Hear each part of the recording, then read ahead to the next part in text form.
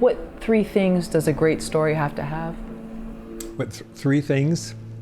Well, it has to have a hook that gets people instantly involved in the story. And that is a huge part of the story itself. And it's got to have a very strong character in the story that you care about.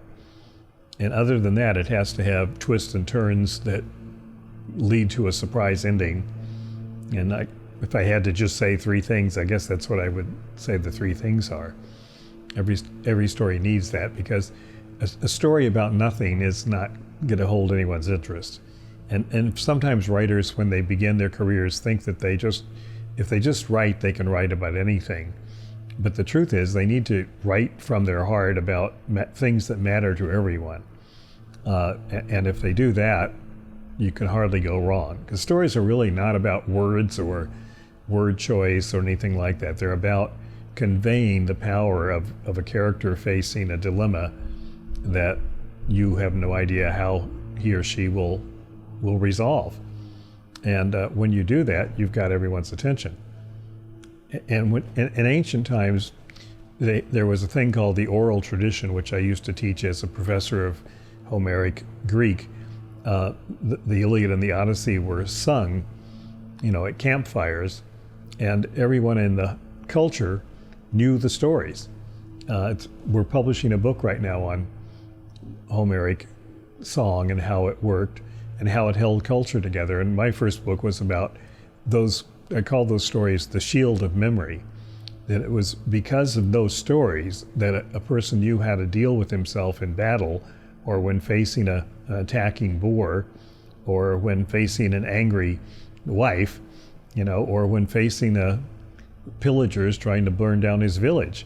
He would instantly think of the story of Heracles, who did this and that, or the story of, Aegean, who did this and that. And that's all they had. They didn't have books, for learning. It was all passed along through the oral tradition. And I think stories have never failed to play that role in human life. When you think about it, what's your story is probably the most human response to any encounter.